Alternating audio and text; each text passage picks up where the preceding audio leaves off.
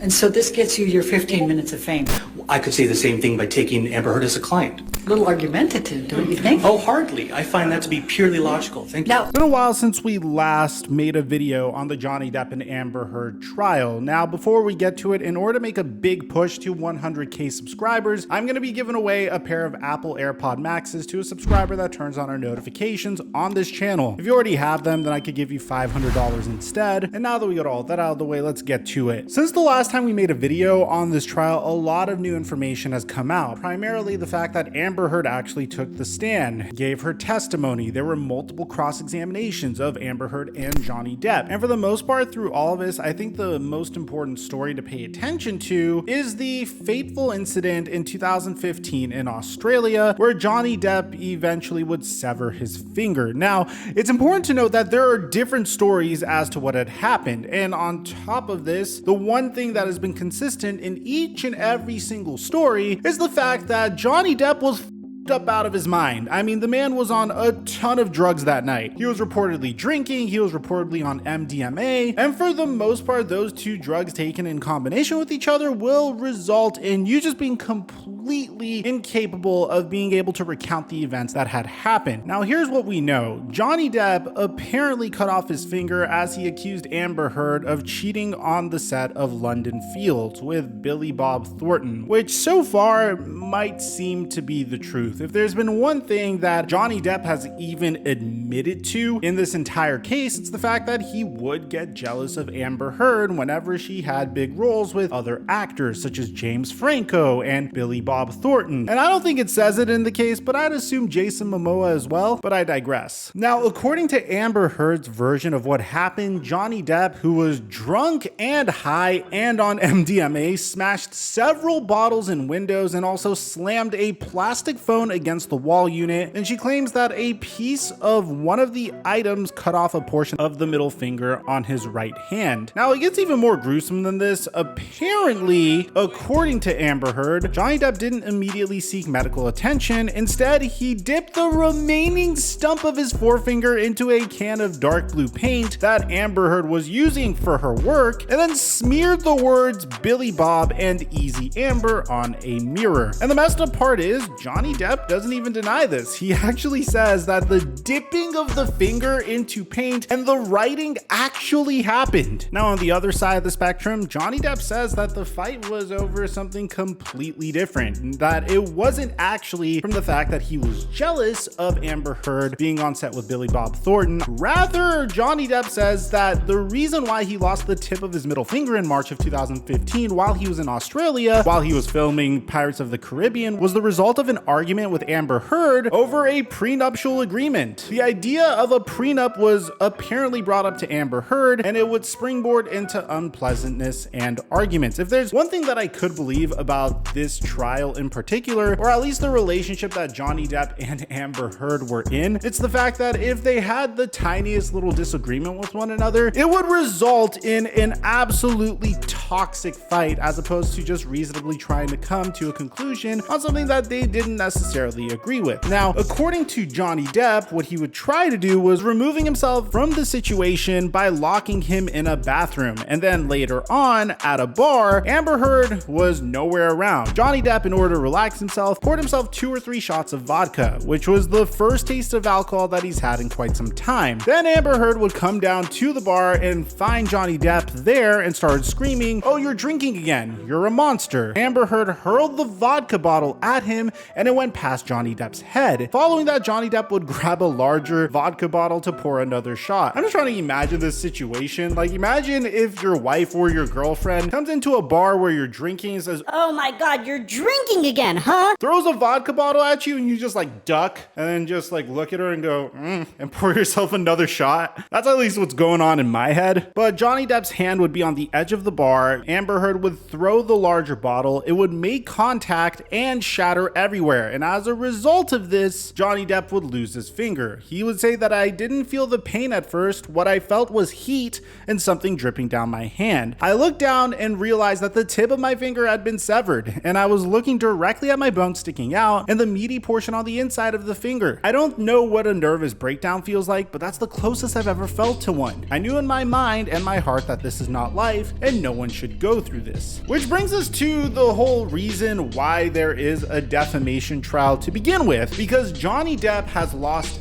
everything as a result of the op-ed that Amber Heard did on an anonymous domestic abuser. Now, obviously, you don't have to be a genius to know that the individual that Amber Heard is discussing is none other than Johnny Depp. Now, currently, other than Amber Heard's testimony, the only footage that we truly have of Johnny Depp being abusive is him aggressively slamming cabinets on the wall in frustration while Amber Heard is recording him and doing her absolute best not to get caught, which, by the way, she eventually does get caught. And Johnny Depp even goes in on this, saying that when the allegations were made, rapidly circulating the globe, telling the people that I was a drunken, cocaine-fueled menace who beat women suddenly in my 50s, no matter the outcome of this trial, the second the allegations were made against me and turned into fodder for the media, I lost right then and there. And that is the truth. I mean, you can't make Pirates of the Caribbean without Johnny Depp. I'm sure they're going to attempt to do it maybe in 10 or 20 years down the line, but at least in modern day, you cannot make a franchise that is very valuable to Disney, that has generated them an obscene amount of revenue, without Johnny Depp as Captain Jack Sparrow, who is the face of it. And ultimately, as a result of all the allegations that came out in regards to Johnny Depp, he lost his biggest role. Now, I'm going to be honest, Johnny Depp's career was taking a little bit of a tumble from the mid 2010s all the way until recently. Whether or not that's a direct correlation with the fact that Amber Heard was in a relationship with him, or what Amber Heard had to say with him being directly the reason why his career kind of took a hit, is a different conversation. But the one thing that we could agree on is, if Disney hears that one of their star actors of one of their biggest franchises is a drunken, abusive, cocaine-fueled menace, then chances are they're going to drop him, no matter how much money that individual makes. Now, the video in regards to Johnny Depp slamming the cabinets have come up once again over this past week, where Morgan Tremaine was called as a rebuttal witness for Johnny Depp, despite TMZ's parent company trying to stop that from happening. Now, this is significant because Tremaine worked as a field assignment manager and was in charge of about 20 paparazzi in Los Angeles. When asked who usually tipped off TMZ, he explained, oftentimes it would be publicists, managers, agents, or B-list celebrities and lawyers. But Tremaine testified that he was instructed to dispatch photographers to a Los Angeles courthouse on May 27, 2016, the day Amber Heard filed for a temporary restraining order from Johnny Depp. He said that his news producers would not have given him that assignment without verifying the credibility of the source who sent the tip that Amber Heard would be filing for a temporary restraining order. Now, this is where it gets a little sketchy. Apparently, they were trying to capture Amber Heard leaving the courthouse, and there's an alleged bruise on the right side of her face. And she was going to stop and turn towards the camera to display the bruise on the right side of her face. Now, when asked if TMZ got the shot, Tremaine replied by saying that we did. This is very significant because Amber Heard denied working with TMZ. What was your team of paparazzi supposed to do while they were at the Los Angeles courthouse on May 27th, 2016? Their objective was to capture her leaving the courthouse, and then she was going to sort of stop and turn towards the camera to display the bruise on the right side of her face, the alleged bruise. Did your team of videographers get the shot of Amber Heard?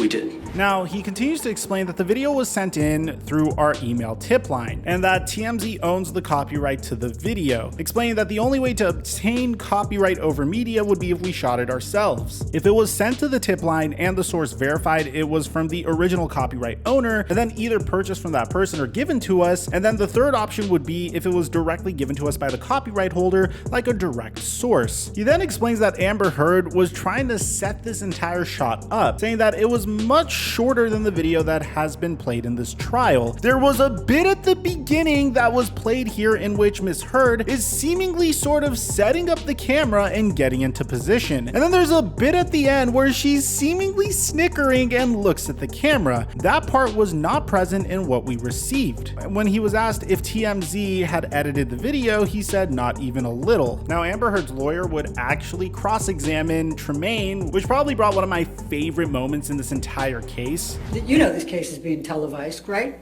I am aware that there are cameras. And so this gets you your 15 minutes of fame, doesn't Objection, Your Honor, argumentative. it? I can ask that question. Overruled.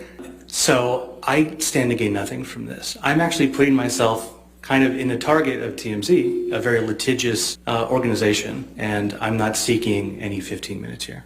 Though you're welcome to speculate.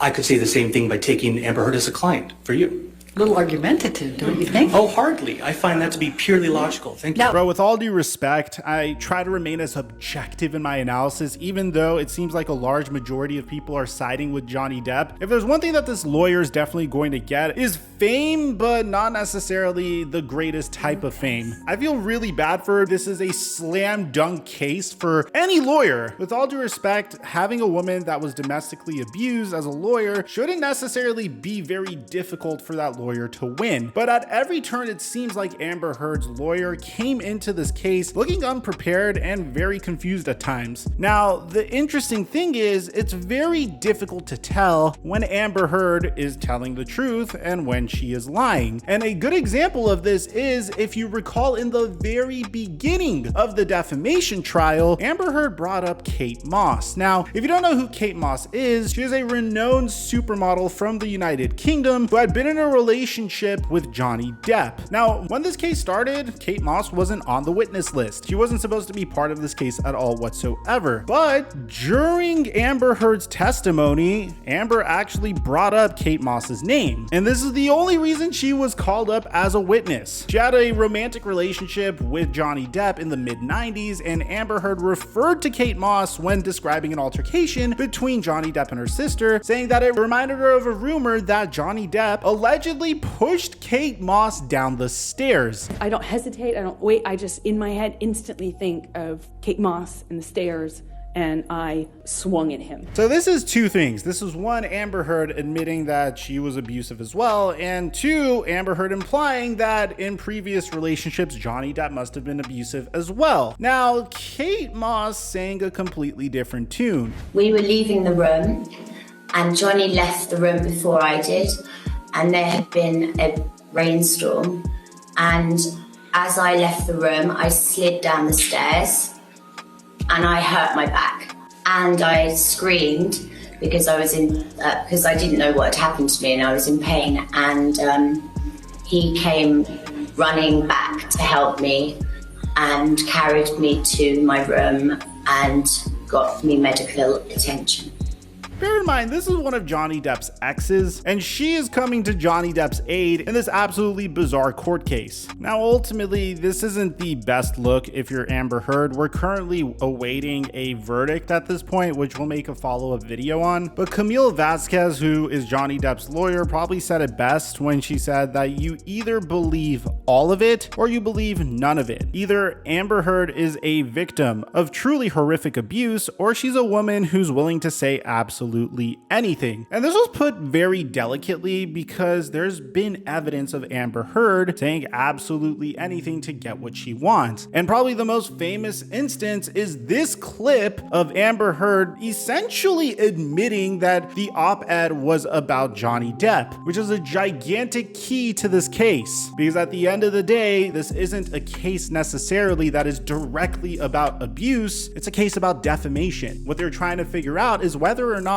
Amber Heard lied to ruin Johnny Depp's reputation. Everything else that's a part of this case is background information to give you context about Johnny Depp's relationship with Amber Heard. And ultimately, by saying this, Amber Heard gave the defense what they were looking for, an open admission that the reason why she posted the op-ed about Johnny was because X, Y, and Z, which tells you that the op-ed, which originally she said was completely anonymous and had nothing to do with Johnny Depp, was about Johnny Depp. Now, following this, there is some great videos of Camille Vasquez absolutely obliterating Amber Heard in cross-examination. I haven't been able to fulfill those pledges because I've been sued. You had all of the $7 million for 13 months before Mr. Depp sued you, and you chose not to pay it to the charities you pledged it to. Before Amber Heard made her closing statements. Finally, hold this man responsible.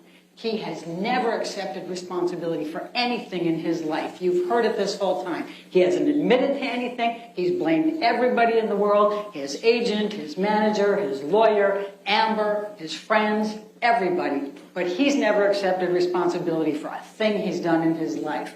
But we're asking you to accept, to make him accept responsibility, to hold him legally responsible for his actions, and to fully and fairly compensate Amber for what he has done by creating this concept of a hoax. So let me know in the comment section down below how you guys feel about this case. Are you siding with Johnny Depp or are you siding with Amber Heard? I'd like to hear what you have to say. Aside from that, I'm your boy Mike, and I'm dropping our mic until our next upload.